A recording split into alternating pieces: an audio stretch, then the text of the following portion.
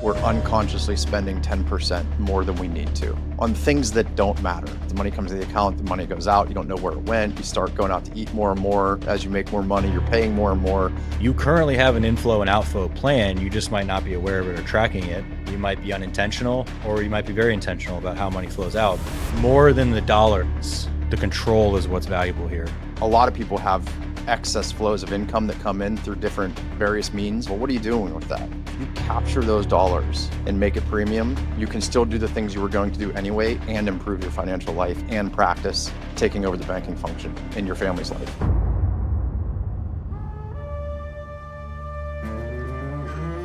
Hey, good afternoon, Hans. Guess good morning your time still. Yeah.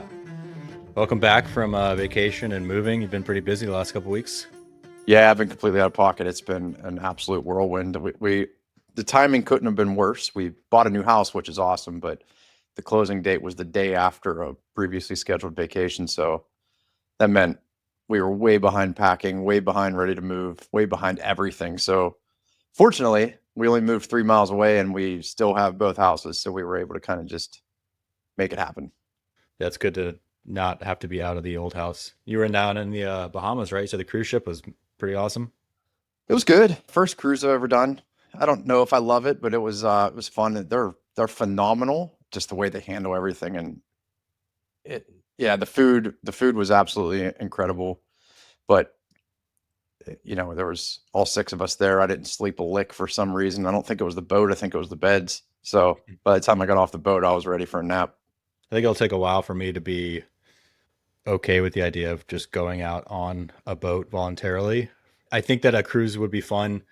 I like the idea of just, at least when you see the pictures and the commercials and stuff, like how many activities there are. Because now when we're looking at vacation stuff, we're thinking about playgrounds and stuff to do with a 4-year-old and a 1-year-old. So like all of those activities, it looks like there's a ton of cool stuff to do. Like kids would have a blast.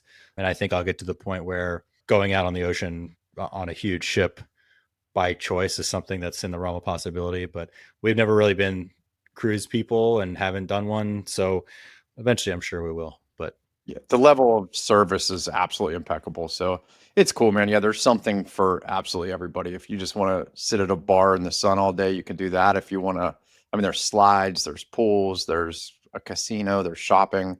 It's like a mini city. I'm sure it's absolutely nothing like your experience on a boat. You never have to duck. Like, it's awesome. Yeah. And then we were talking about how you're going to be likely selling your house, the one that you've lived in for a long time, right? Yeah, we'll be selling it here soon. I'm still in it. Like I'm still in it right now. As anybody that's watched this podcast can see, the background hasn't changed. This is basically the only thing still in the house. I'm converting a room in our new house to my office. So until that's finished, I just had to get everything wired and walls put up and next plastered, and then I'll be moving over. So we have both houses, and ultimately I'll sell this. And like I was just commenting a little bit, it's awkward and eerie to walk into the house that we've been here for 13 years, and my oldest daughter's 14.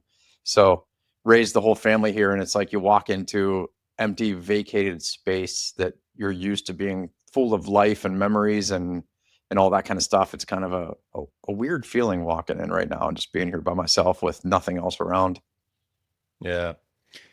It's a good reminder, I think, that something I've heard before is that somebody else will own your house, someone not in your family, someone you don't know, probably in your lifetime, but certainly in a generation or two. Somebody unrelated to you will own that house. And there obviously you could keep it in the family for in your lifetime by passing it on to your children, but you can't really control it once you're gone. So it's a good reminder to focus on what actually matters and not something like your house, the possessions that you have, because eventually those will be gone. And they even say that within 3 generations, no one, even in your immediate family, is going to barely remember your name. So it's like a lot of the stuff we worry about, if you think about it in that light, if you think about the things I have right now, my house, my car, etc., like this car will be totaled and in a scrapyard in 30 years. In this house and in the next generation or the generation after that, someone outside my family will own and live in this house. So if we're overly focused on that, we're kind of missing the boat. And if we're focused on things that don't matter as far as appearance or I try to think of like the times where we're worried about social shame or what are people going to think, Yeah. it's easy to get to like in the moment to think like, oh, I don't want to say this. I don't want to rub people the wrong way. I don't want to do X, Y, Z. But like, I like to remind myself, hey, in 3 generations, no one's going to know my name. Nobody. Like my great grandkids might know my name, but maybe, hopefully they will. But after that, like they're not. I can't name any of my great great grandparents except for John C. Calhoun, who up the chain is like the famous one in the family. But apart from him, my grandparents' parents' names I don't know off the top of my head. And so always bringing back to what's important and what matters. What you leave behind that matters is going to be your children. Yeah. None of that really matters in the long run. And it's funny what you were saying about like when you think about what other people think, and I'll probably butcher this quote a little bit, but I always liked Eleanor Roosevelt's quote of like if you knew how little or how seldom people thought about you, you wouldn't worry about what they think of you. Mm-hmm. Something along those lines, or you wouldn't worry so much about what people think of you if you realize how seldom they do. I think that was more correct. Yeah, and it's absolutely true. Like we all walk around with 98% of our thoughts on ourselves and our family and the things we have to do for the day. So you're right, man. Just focus on what matters and be who you are, and who cares what somebody thinks about it. Speaking of which, what people think about it. So you've had a little censorship out there in your blog, huh? Not our blog specifically, like our Remnant Finance blog on the website is uncensored. When I write something, I put it on our blog first, and then I'll put it on a Medium account where I just put all the same articles. I don't think anybody reads that, but I mean, people read Medium. I don't think anybody reads our pieces on Medium, but just to put the ideas out there.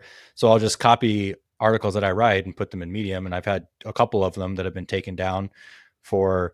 Ironically, this one, it was in our most recent newsletter I wrote about, called it cultural reconquista, like taking back the culture, what it's going to take. It's going to take a lot. It's going to take not caring what people think about you and being okay with being called whatever kind of name from the idiots, for wrong think, as they say.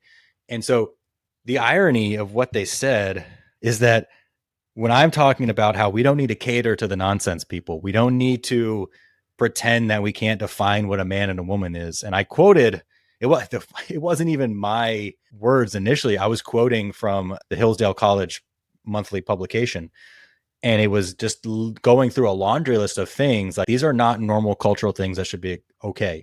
And one of them was like a sitting Supreme Court justice during her nomination hearing appeared to be stumped by the question of, can you define what a woman is? Like that is preposterous. And the funny thing is, in citing that and then I give my commentary on that, which is certainly more rough around the edges than the author than I was citing. They said that I was dead naming people What does that even mean? and don't know what that means.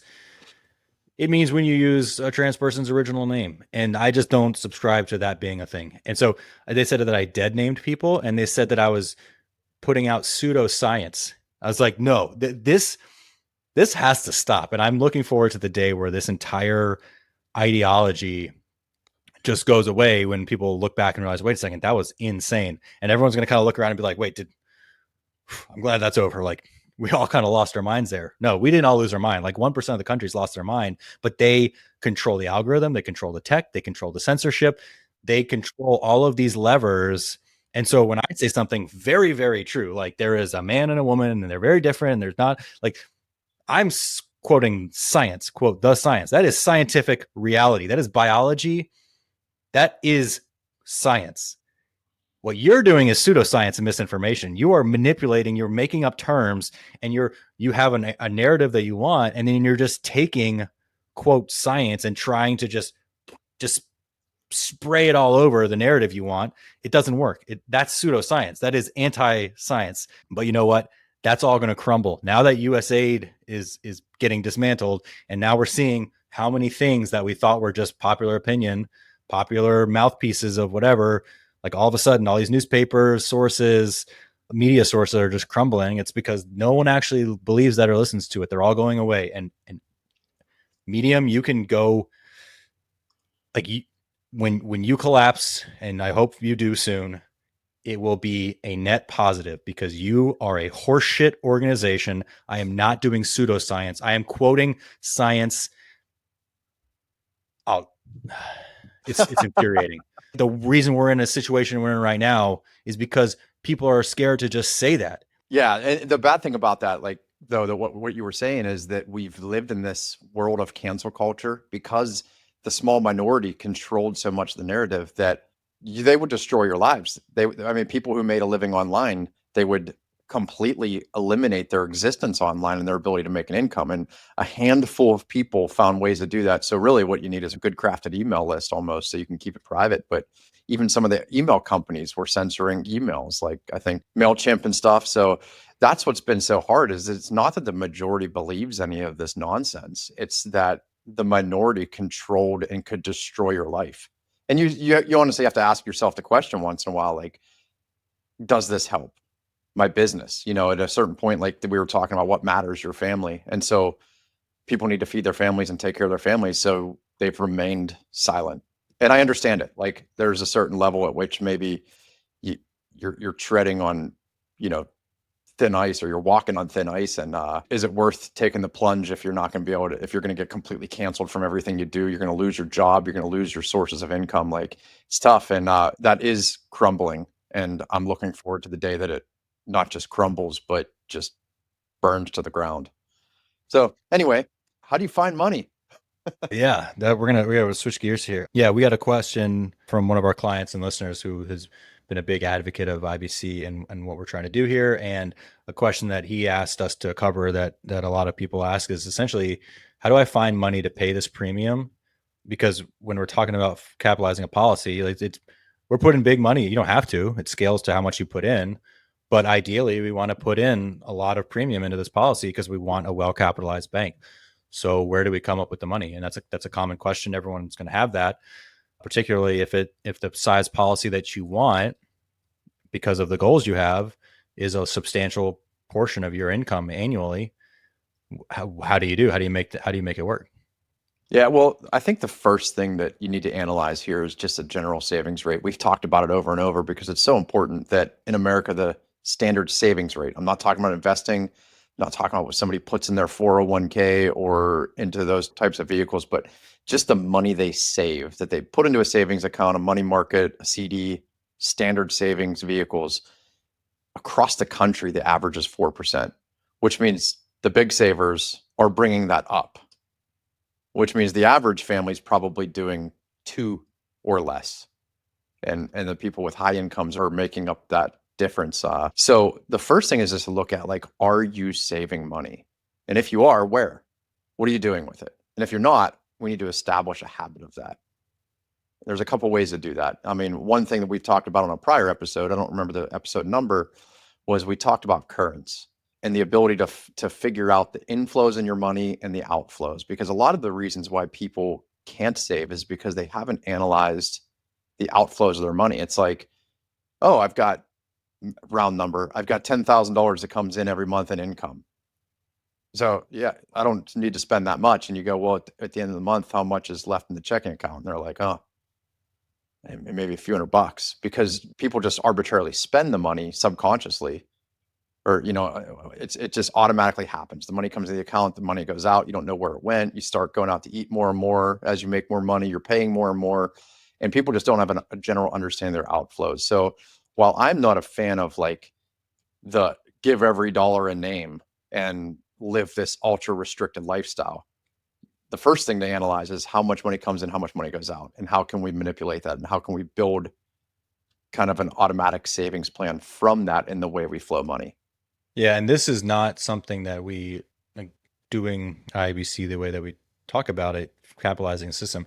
It's not inherently something that we recommend everyone do. If we have people that want to talk with us and want to talk financial strategy and they don't have a handle on their spending, they don't have any instilled savings habit, they don't know where the money's going each month, they have consumer debt that's out of control. It's not always the right time for everyone to do this because this does require some discipline. It requires a savings habit. It requires understanding your capital inflow and outflow. So you currently have a distribution plan. You might not know it. You might not be tracking it, but whether or not you're intentional about it, money does come in and money does go out.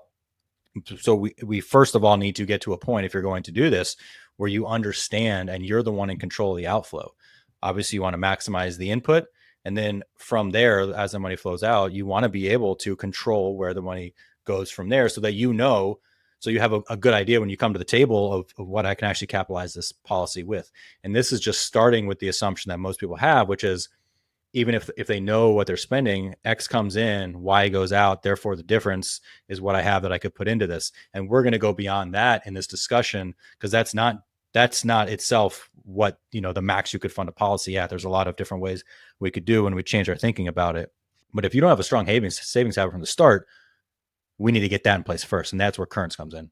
Yeah, and that really comes down to I'm just like looking at the very start of where do I find the money, as even myself included, and most everybody I know, I bet you we're unconsciously spending 10% more than we need to on things that don't matter.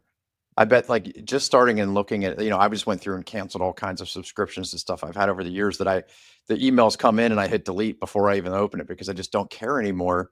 But then it bills me. It happens, right? Over time, like things like that happen. And it's just like, what about just curbing that? That's unconscious spending because when you sign up for things you don't use, it just goes out the door and you don't even pay attention to it. And then you're like, ah, crap, that paid, Mm-hmm. like so most of us could find probably as upwards of 10% increase in savings just by analyzing and figuring out where it's flowing out and which of that is just absolutely wasteful. I don't want to take away people's meaningful spending and I don't want to take away the things that people enjoy doing, but I bet you almost everybody listening to this could find at minimum 5% but I bet 10.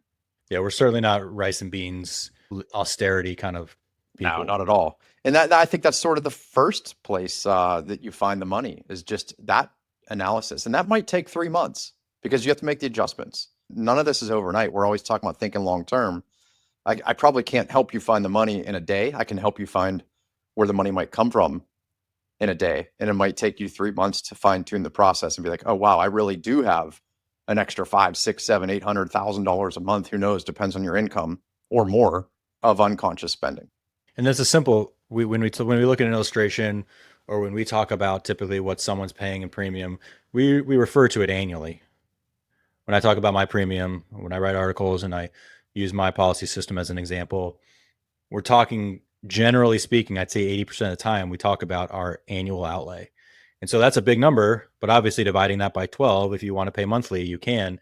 And so you don't have to you don't necessarily have to, if you want to do say a $20,000 annual premium, that doesn't have to be 20,000 that you have immediate liquid right now if your monthly budget can sustain that. So that's one way to look at it. Most clients, I think, generally pay annual, and those that start monthly switch to annually eventually, just because it's kind of just easier to do it once a year, I think. But there's nothing wrong with doing it monthly either. So you can take it in more bite-sized chunks to get to the same outcome at the end of the year, at the end of that policy year, as if you just pay annually. And that number can kind of help you bring what seems unrealistic down into a more realistic, manageable cash flow. Yeah, definitely. And another thing that we need to think about is like, do people who are decent stewards of their money, do they have an emergency fund? Because I truly believe and teach most people that the first thing your policy should be, the cash value should be your emergency fund, because it's the safest, most secure, guaranteed, contractually guaranteed place to store cash or to store capital. So make that your emergency fund. So if you already have an emergency fund, and I've even worked with people and said, let's pull that over the course of 3 or 4 years as your paid up additions. That way, almost all of it is available immediately as the secondary emergency fund. So do you have liquid cash just sitting around in the event of emergency? Well, let's move that over and put it into a more optimal environment. So sometimes that can be 3, 4, even 5 years of funding a policy, depending on the size you fund.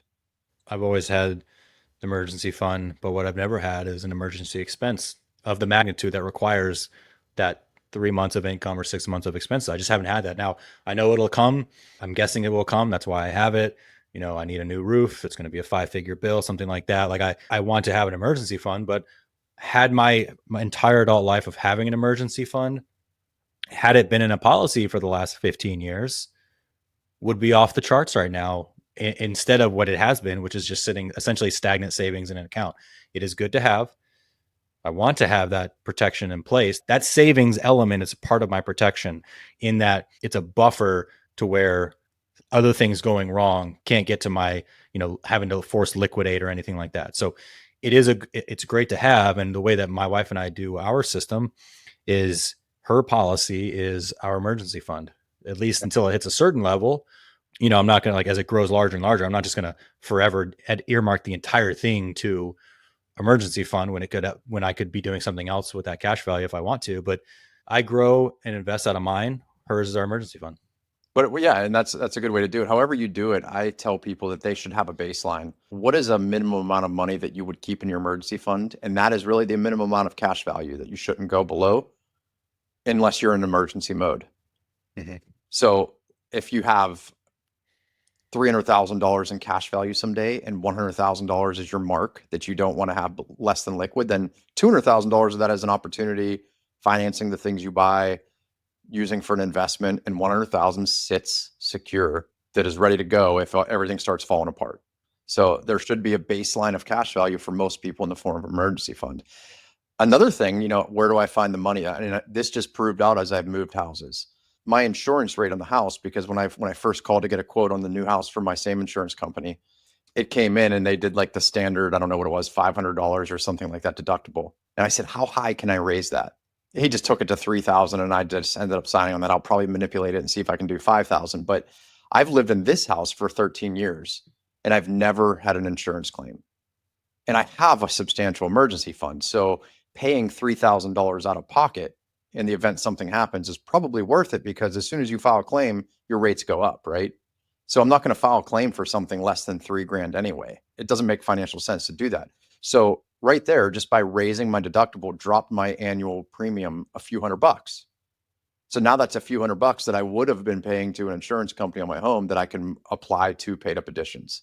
And you can do that with your car insurance. You can do that with other things. So are the other places you're sending money optimized as best as they can be to reduce your monthly output for equal or better coverage?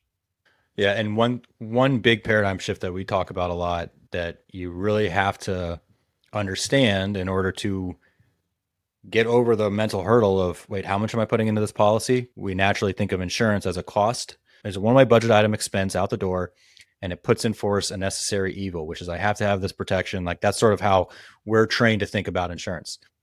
And it's accurate in all other types of insurance. Yeah, it's true. Yeah, homeowners, car insurance, like, you want to be fully protected, but you have to be as well.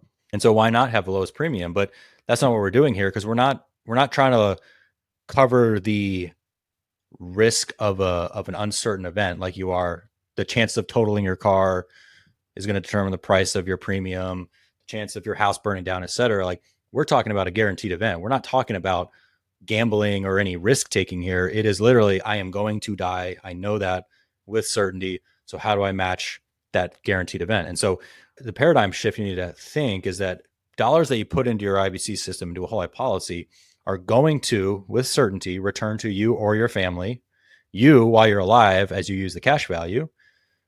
Not return to, what I mean is that you can access them. They're not out of your bank. They're not out of your system while you're alive. And then when you inevitably pass, they will return many times over to your family tax free. So when I put premium in, I'm not paying an expense. I'm not covering a budget item. I'm just moving money into a more efficient savings vehicle that I still have access to, that will return to my wife and my daughters one day. It's just a way to flip how you're thinking about it and how you see premium. If you can't get to that understanding of it, you're never going to be able to stomach the amount of premium that makes sense to put into a banking system. Yeah, definitely. And that's exactly it. I just always say, ultimately, when you look at these, and if you look at all the things you'll find online on YouTube and that, you'll see a lot of people talk about the cash on cash or the break even points in the policy. And like, I just looked at one with a gentleman today, and it was like, basically in 4 years, like that fourth year, every premium dollar paid into a policy. This was just a quick example I drew up to show him kind of how it works. That was going to be available at the funding level he wanted to do in cash value. So the cost of insurance, the expenses, the cash drag on the policy happens in those first 3 to 4 years, sometimes 5 years, depends on all kinds of variables that we don't want to get into today. But ultimately, in a relatively short period of time, every dollar you put in is available in increased cash value growth or equity within the policy, if you think of it that way, that you have Mhm. access to in liquid form. So you're just moving money from one place to another. It's not an expense, especially at that point. The expense portion of it, where you're a little bit have that cash drag, is in the early years, but we're learning to think long term, one of Nelson's principles. Mhm. So yeah, down the road, man, it's like not only are you just moving money from one pocket to the other, but you're moving money from a shallow pocket to a pocket that instantly gets deeper and filled.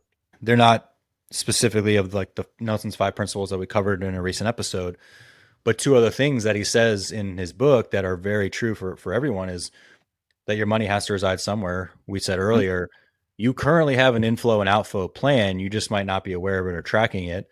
You might be unintentional or you might be very intentional about how money flows out. But your money does have to reside somewhere. So you are making a decision about where it's going to reside. You're already doing that. The other truism is that you finance everything you buy. And so those two things together, if you recognize, I've got to put it somewhere, and everything I purchase is financed in some capacity, whether it's paying cash and losing the interest on what I could do with that, or financing with an external entity, it's going to be financed. When we approach this conversation, we're looking at reorienting our flow of capital. It's just a different sequence. We're trying to steer it into this policy, this warehouse first, the secure warehouse where it's guaranteed to grow. And then we go and do the things we want. So in my case, when I took out a pretty big policy for my first one, but I didn't change my spending. I didn't increase my budget. If you look at it, if you think about it that way, it's not like I paid this big premium and it was that amount of premium dollars had to be pulled and something else was lost. Like everything we were doing, we were still able to do it. It's just changing the order of operations and understanding this is the first place I want these dollars because they have to reside somewhere. I don't want them in a stagnant savings account. I don't want them in a qualified plan. I don't want them tied up for decades. I don't want them, having to be earmarked specifically for education purposes or anything else. I want them to be in this system where they're guaranteed to grow. And so I just reordered how the money flows without changing the total annual outlay. And now I have this great policy. And so it's just, if you can think about it that way, again, it gets a little easier to wrap your mind around paying this premium where you find that money. Yeah, and where to find it in another place that a lot of people don't think about. And this will change over time and change through your life, but capital gains on other investments. It can be smart. So this isn't necessarily the only way to think of this, but when your capital gains are simply reinvested, you keep paying a higher tax on that reinvestment over time. So if capital gains are used as a distribution potentially to say buy life insurance and pay premium, you actually have a larger boat at the end of your life when you look at total net worth because you're buying death benefit with cash available. So there are some people, it's like part of the leap model to flow. If you, let's say you have blue chip stocks or something like that, or you have individual stocks and those get capital gains, instead of just always reinvesting those, use some of that for premium. Because now, like we've discussed in many podcasts, having this asset in the retirement years for most people that plan to retire, having that death benefit, having that cash value available will raise the tide of every other dollar you have invested and saved, bar none. Like there's no two ways to look at that. You can't argue differently and convince me ever that having a whole life insurance and retirement won't make your life better. So Mhm. reinvesting those capital gains from different places, not reinvesting them, turning them into premium dollars can be an extremely powerful way to raise that tide. Yeah, on the Leap model there with the Leap software, the calculators in that system, you can prove out, take an annual contribution to a taxable account, a brokerage account, and set whatever assumed growth rate you want, and then the tax rate. And I think the example that someone we both been mentored by, Trent, says is $10,000 a year into a brokerage account. If you just set the annual return and you set the tax rate that you're going to be paying, it's not long before, say, $10,000 a year into an account is going to generate a tax bill larger than $10,000. It's not like in 50 years. It's like 12 or 13 years. You put in 10,000, but you pay out more than 10 in taxes. That's because those compounding gains are, it's a great, compounding numbers are a very powerful phenomenon in both directions. And so as you're compounding that taxable gain, if it's a brokerage account, you're paying that tax bill every single year. So you might be net, you know, net inflow versus net outflow could be a negative for you, even though the policy's not the policy, the The investment. account is growing. And so, And the real problem with that is, ask anybody, almost nobody sells, let's say it is stocks. Almost nobody sells shares to pay the taxes. So where do they pay the taxes from as that grows? They pay it from their income. They pay it from their checking, their savings account, or somewhere else. So you are actually losing an outflow, or you're losing some of the money that you have stored somewhere to pay those taxes that continue to compound with the compounding gains. I've never done, like, I have some money in stocks and stuff, and I've never once sold a share to pay the tax mhm. ever. I've always paid it out of pocket, and that's what almost everybody does. So think about how that's affecting you. Now when we talk about the financing of everything you buy, so now that if I'm paying out of the capital gains for this investment out of this pocket, what could that money have done? That's a finance charge, because now that money can't grow for you. It just went to the government. So by taking some of those gains and putting them back into your own system, instead of increasing that tax bill, you're now increasing your net worth.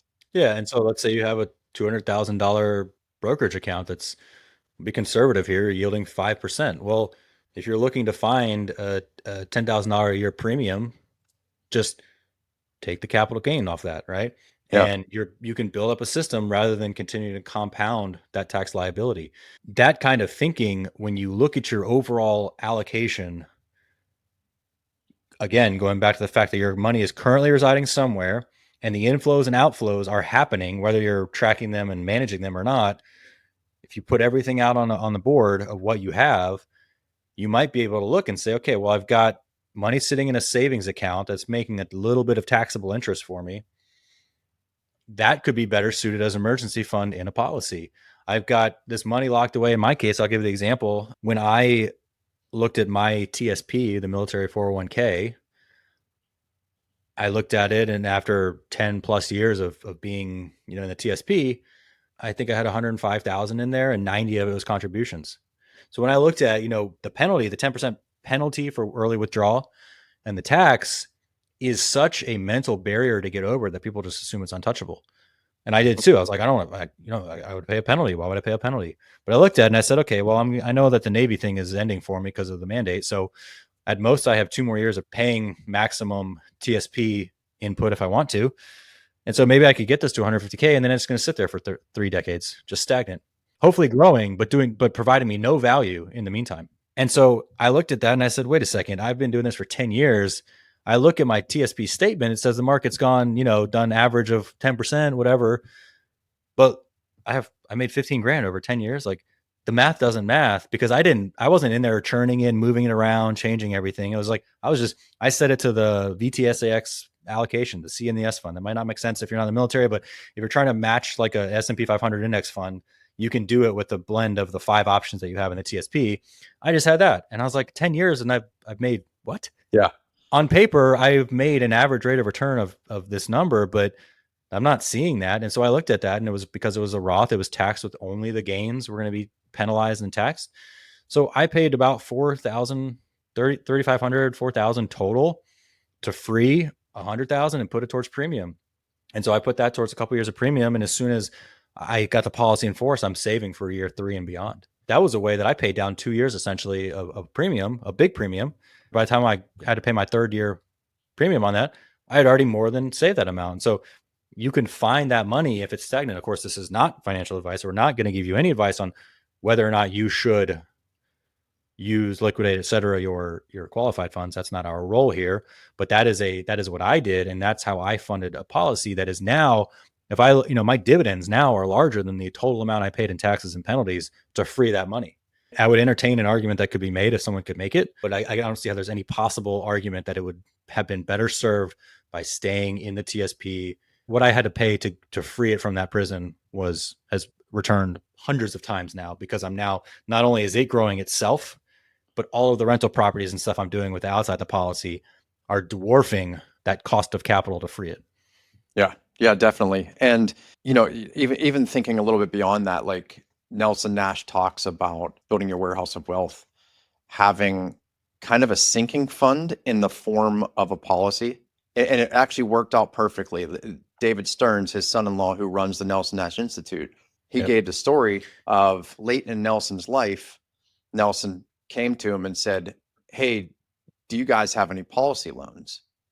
And he had just built a whole new house. This was years ago, and he said because he still was having barriers even after knowing Nelson and starting his first policy in like the late 70s.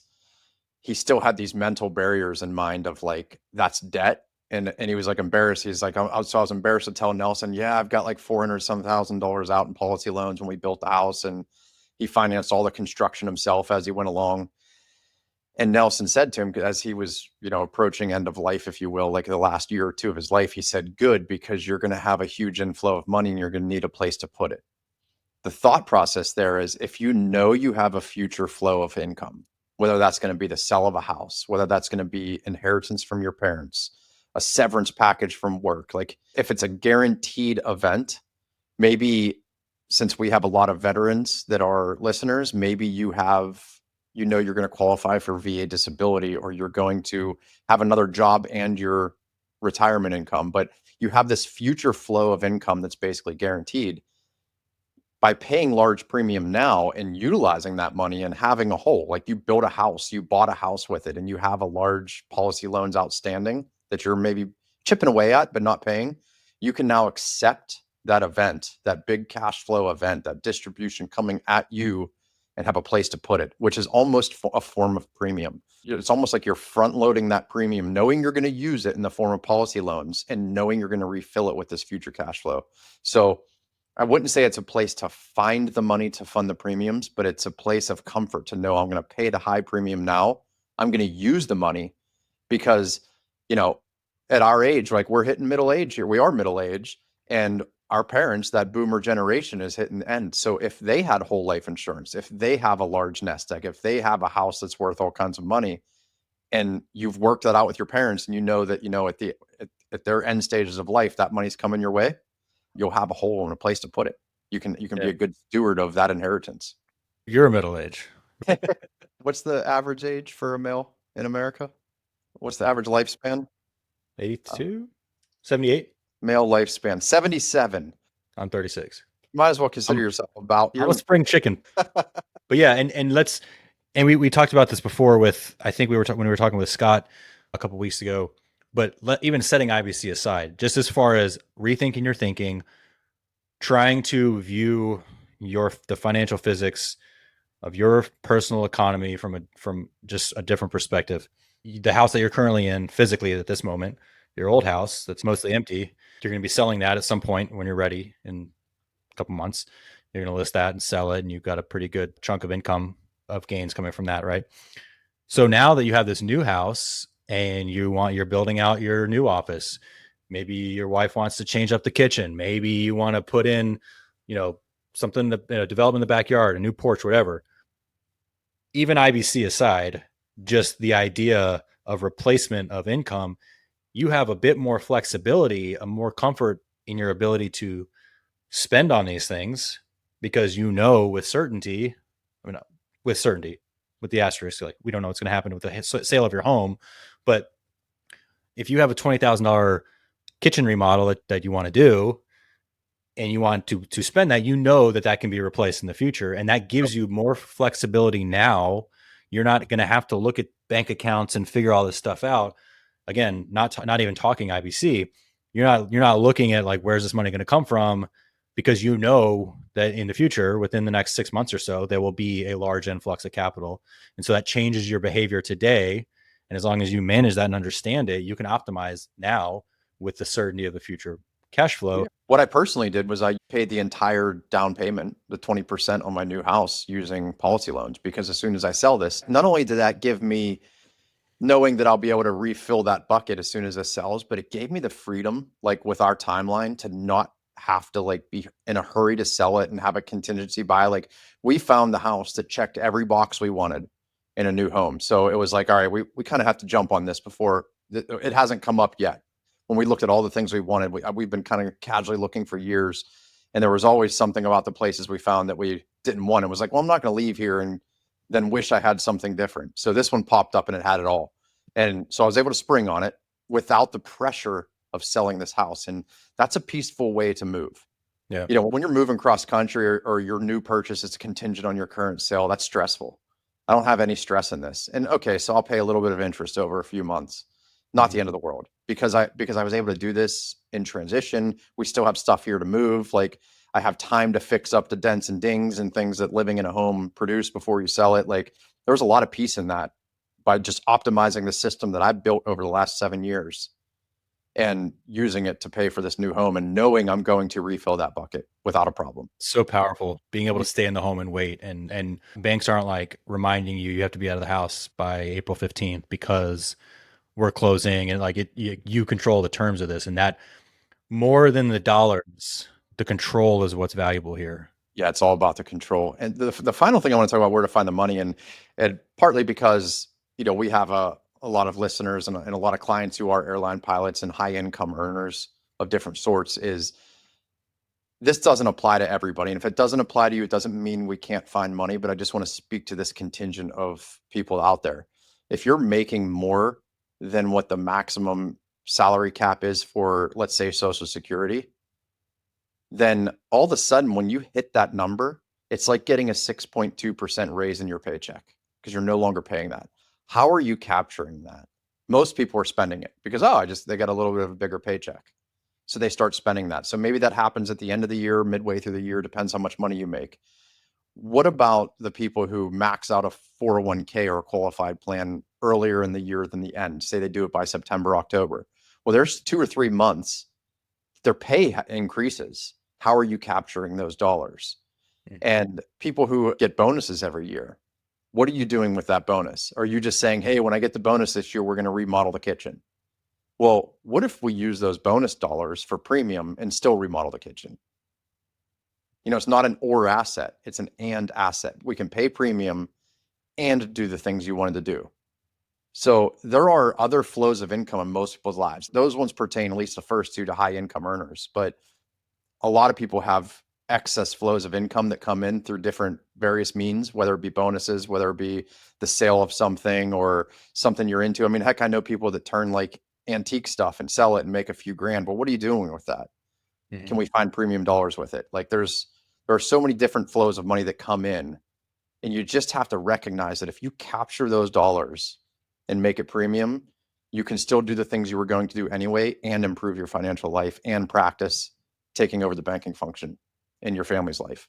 Between having a policy, understanding policy mechanics and how we use IBC system, having an app like Currents where our saving becomes the automatic default and spending becomes the friction that we have to overcome, where we have conscious spending, it's like we're damming up the river to where we control the outflow, and it's just this coordinated system. Getting these tools in place now is only going to grow your banking system. So it's not just a one-way budget item expense. Your money has to reside somewhere. You currently have a distribution plan. How intentional are you with that plan? You finance everything you buy, changing the flow of operations, finding stagnant money, using your policy as an emergency fund, and finding money that's locked away that is not optimized for you right now. All of these things are ways that you can start rethinking about how to find this money, rethink your thinking. And most people, in my experience, have a lot more after a few calls when we've talked through things. After a few calls, they realize that they can probably do more premium than they initially thought. They can capitalize their system bigger than they came into the first call thinking. First call, typically they're thinking I have X dollars left over at the end of the month that I could put towards this times 12. Maybe this is a policy I can do. A couple calls later, typically it's more than that. And that's not because we went in and said, okay, well, look, you have $15,000 in this account. You have this amount of money locked away here. You've got this here. We're not like looking into the weeds at specific numbers. It's because the more they learn about how we leverage with a policy loan, how cash value grows, how dividends are distributed, as they learn the tenets of what we're trying to do and the mechanics of a whole life policy, their thinking shifts. And it's not that we're pulling dollars out of the system and putting them elsewhere. It's that they start to reorient the flow of capital in and out of their lives. And that inherently, on average, tends to expand the amount of premium that people think that they can put into their banking system by understanding these concepts. And it all comes down to rethinking your thinking. Yeah, no doubt. And if you want us to help you run through your inflows and outflows and see if we can find some dollars, we're happy to do that as well. So reach out, check our scheduling link, go to remnantfinance.com, hop on a call with us, and we'll walk through what you're doing now and see if we can find more dollars. And I'd be willing to bet we can. For sure. Got anything else? No, man, that's it. Don't support Medium. Yeah, we're getting throttled on some YouTube episodes too. So if you're a podcast listener, just go onto YouTube, hit play all, and just let it run through and comments, all that stuff. All the engagement helps because we have to overcome barriers in that we are not censoring ourselves. It imposes barriers on us that we wouldn't have if we did it otherwise. But we think that there's more value if we're speaking truth and trying to help reverse the cultural tide of insanity. So we appreciate any engagement. We appreciate the comments, shares, subscribes, etc. It all helps with the numbers because again, the nonsense people control those. It helps us to get our message out there. So thanks for all the support and look forward to chatting again. Yep. All right. Cheers.